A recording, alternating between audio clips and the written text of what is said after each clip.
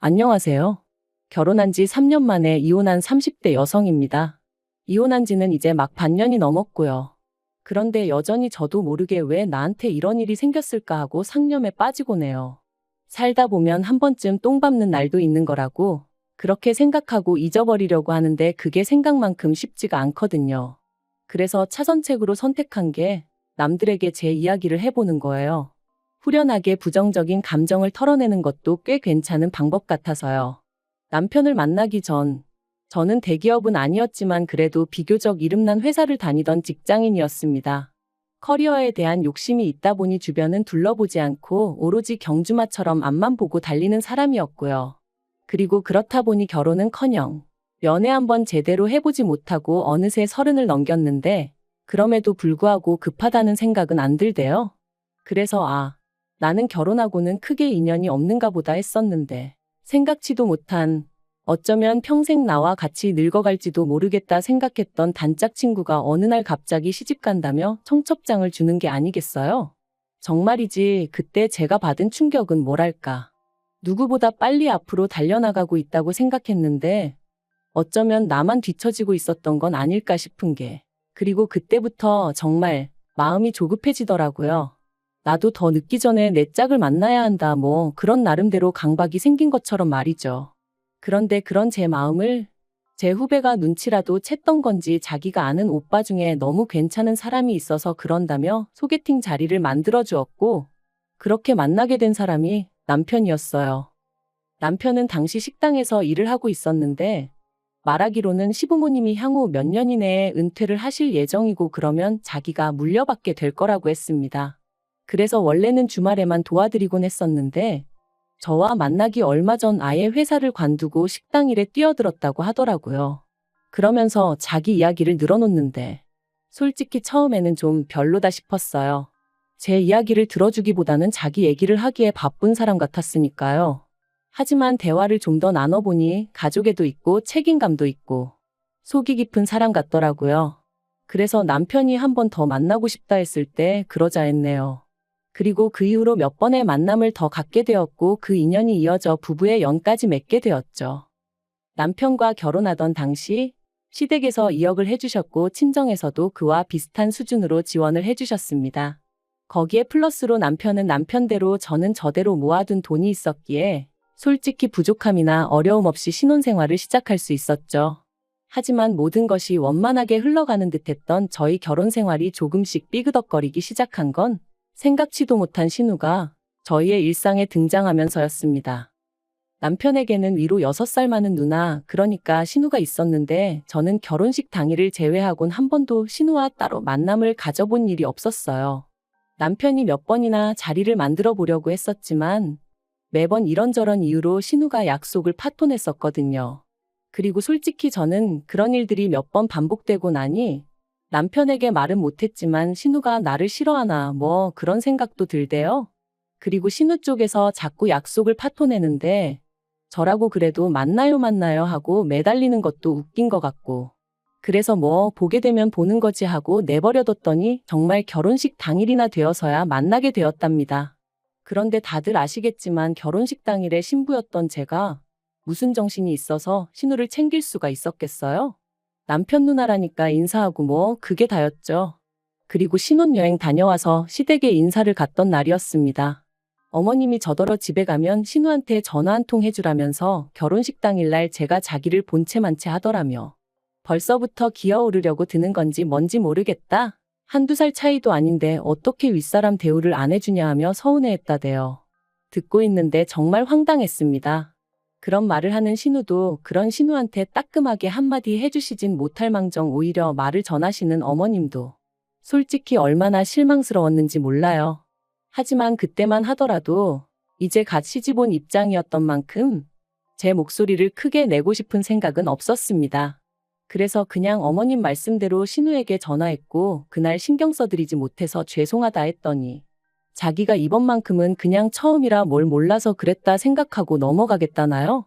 그런데 지금 생각해보면 애시당초 그때부터 아니다 싶은 건 아니라고 말을 했어야 하는데 제가 너무 순진하고 바보 같았어요.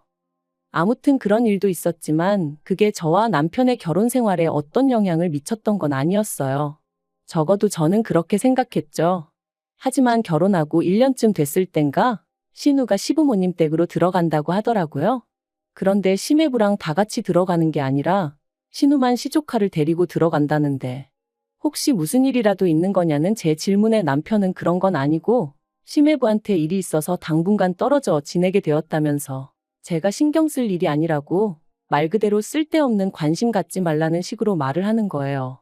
그리고 저희 남편이 저한테 그런 식으로 말을 한 적이 거의 없었거든요. 그래서 좀 놀라기도 했고 어떤 의미로는 정말 더 신경이 쓰이대요. 저한테 꼭 뭘 감추는 것 같았으니까요. 그리고 아니나 다를까 역시나 거기엔 저만 모르던 비밀이 있었어요. 바로 신우의 이혼 소식이었죠. 그리고 그 이혼의 이유가 심해부의 바람이라는 걸 알게 되었을 땐 제가 개인적으로 신우를 어떻게 생각하는지 그걸 떠나서 그냥 신우가 안 됐더라고요. 그리고 그 과정에서 알게 된 게 신우가 심해부랑 결혼하게 된 것도 심해부가 결혼해달라고 열렬히 신우를 쫓아다니고 뭐 그랬던 게 아니라 두 사람이 술 먹다 하룻밤을 같이 보냈는데 신우가 그만 임신을 했었다대요. 그래서 저희 시부모님이 심해부의 부모님더러 내 딸 인생 책임지라며 난리를 쳐서 결국 결혼을 시켰다는데 그 이야기를 듣고 나니까 그동안 어째서 그 두 사람 사이가 제 눈에는 그렇게 위태로워 보였는지 조금은 납득이 가더라고요. 심해부가 신우를 보는 눈에는 애정이 없었거든요. 심지어 명절이나 시부모님 생신처럼 온 가족이 모인 자리에서 무식하다 교양 없다 해가며 대놓고 무시하기도 일쑤였고 아무튼 그런 두 사람이었으니 이혼 소리가 나왔을 때 놀라지 않았던 건 결코 저뿐만은 아니었을 겁니다. 매달 양육비 60만 원씩 받는 조건에 재산이랄 게 없어서 신우 앞으로 떨어진 것도 없었고 그나마 위자료로 700만 원인가 받았다는데 들으면 들을수록 신우가 참으로 짠하대요. 그리고 상황이 그랬으니 시부모님께서 신우더러 시조카를 데리고 집으로 들어오라 하신 거였고요. 그런데 솔직히 여기까지야. 시부모님이 당신들 딸 챙기겠다는데 제가 무슨 말을 할 수 있었겠어요? 저희 친정부모님이라도 그러셨을 테고요. 하지만 제가 이해할 수 없는 건 남편이 보여준 태도였어요. 남편이 도대체 어디서 뭘 듣고 왔는지 자기가 심해부의 역할 그러니까 시조카 아빠 역할을 자처하기 시작했거든요. 남편은 일주일에 6일을 식당에서 일했고 저는 다른 직장인들과 마찬가지로 평일에 일하고 주말에 쉬는 스케줄이었다 보니 저희가 같이 쉬는 날은 일요일 하루가 전부였어요. 그래서 일요일이면 저희는 늘 어디로든 떠났습니다. 서울 근교로 드라이브를 떠나기도 했고 때로는 서울 시내에서 유명한 식당이나 카페를 돌아다니며 연애할 때와 별반 다르지 않은 시간을 보냈죠. 그런데 신우가 시댁으로 들어온 이후로 남편은 걸핏하면 어딜 가든 시조카를 데리고 가고 싶어 했어요. 게다가 장소나 일정도 7살 난 남자아이가 무엇을 좋아하는지에 맞춰지기 시작했달까요? 그리고 저라고 처음부터 반대를 했던 건 아닙니다. 남편이 쉬는 날엔 신우가 식당에 나가서 시부모님을 도와 일을 했으니 제가 생각해도 시조카가 좀 쓸쓸하겠구나 싶어서 처음엔 남편이 하자는 대로 따라줬었죠.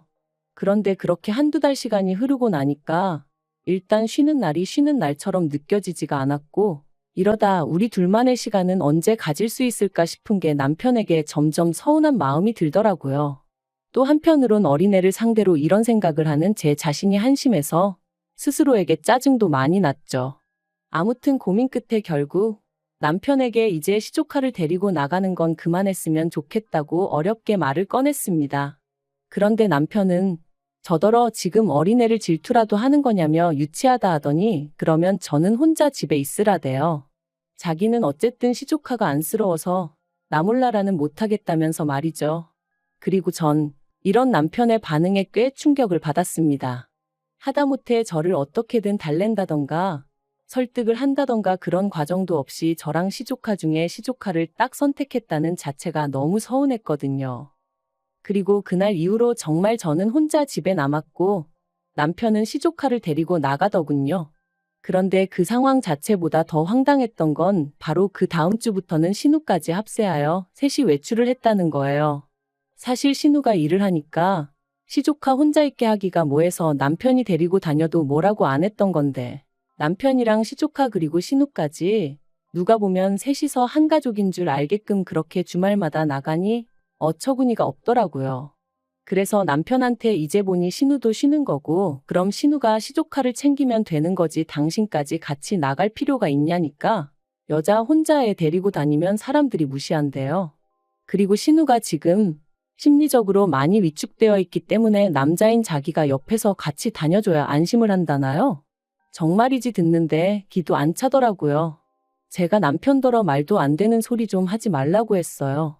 삼촌으로서 조카 챙겨주고 동생으로서 누나 챙겨주고 그러고 싶은 마음은 알겠지만 남편 역할부터나 제발 좀 똑바로 하란 말과 함께요.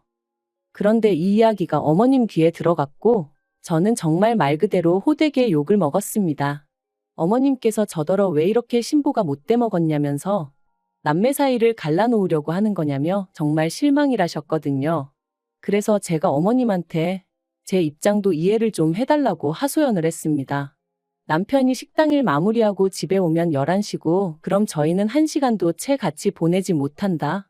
그러다 만나는 게 일요일인데 언젠가부터 신우랑 시조카까지 남편이 챙긴다고더니 정작 부부로서 저희가 같이 함께 보낼 시간이 없다. 어머님도 여자고 아내이시면서 이런 제 마음은 왜 이해를 못 해주시냐. 그리고 저는 솔직히 제가 이렇게까지 이야기를 하면 어머님이 미안하다. 내가 미처 거기까진 생각을 못했다. 내가 네 신우고 네 남편이고 알아듣게 잘 이야기해보겠다 뭐 이런 식으로 나와주실 줄 알았어요.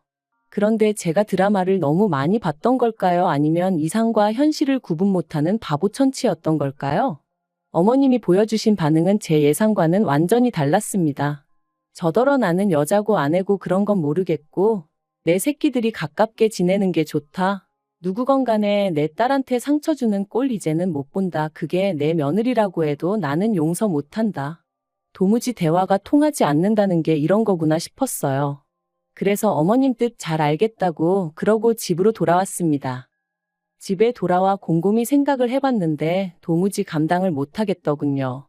막말로 신우가 재혼을 하지 않는 한 언제까지라도 이런 생활이 이어질 것만 같았고 그럼 도대체 우리 애는 언제 갔지? 그런 생각도 들고 설령 제가 애를 낳는다고 한들 우리 애가 시조카한테 치이지 말란 법이 있나 싶기도 하고 생각할수록 말 그대로 머리가 터질 것처럼 아팠어요.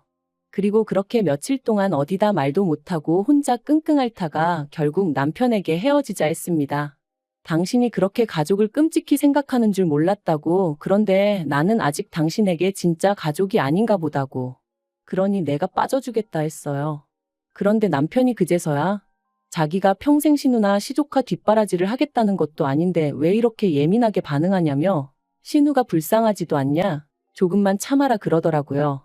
죽어도 서운했냐 미안하다 그런 말은 안 하고 그래서 그냥 아니라고 원 없이 챙겨주라 했어요. 솔직히 언젠가부턴 신우가 본처 같고 제가 첩 같은 기분까지 들어서 더는 신경 쓰기도 싫고 여러 가지로 마음이 떠났던 것 같아요. 그런데 남편은 마지막까지도 네가 이런 식으로 나오면 우리 누나가 얼마나 불편하겠냐. 가뜩이나 힘든 사람 더 힘들게 해야겠냐. 너 연애할 때만 하더라도 남들한테 친절하고 상냥해서 내가 그게 좋아서 너랑 결혼하기로 한 건데 이게 네 진짜 본 모습이냐 그러더라고요. 정말이지 그런 말을 짜증스럽게 짓거리는 남편을 보고 있자니 나를 이해해줄 생각은 요만큼도 없구나 싶으면서 완전히 정이 떨어져 버렸죠. 그리고 그렇게 저희는 결국 이혼했습니다. 결혼하고 3년 만에 이혼녀가 된 거죠. 협의 이혼했고 그제서야 어머님이 저더러 너는 왜 이렇게 극단적이니? 네 신우가 너한테 말은 안 해도 속으로 얼마나 고마워하는데 이러면 네 신우가 마음이 얼마나 불편하겠니. 그런데 제가 마음을 바꾸질 않으니 이번엔 어머님께선 기어이 내 아들을 이혼남을 만드냐며 저를 가만 안 두겠다 하셨는데 정말이지 그 과정에서 제가 들은 말들은 다시 떠올리기도 싫을 만큼 잔인하고 수준 없고 무식하기 짝이 없었네요. 그래도 뭐 결국 이렇게 남남이 되었습니다. 그리고 지금도 제 선택에 저는 요만큼의 후회도 없어요. 오히려 자유롭게 사람들도 만나고 주말에 늘어지게 잠도 자고 무엇보다 신경 쓰이게 하는 거지 같은 것들이 주변에 없으니 살맛 나는 요즘이랍니다.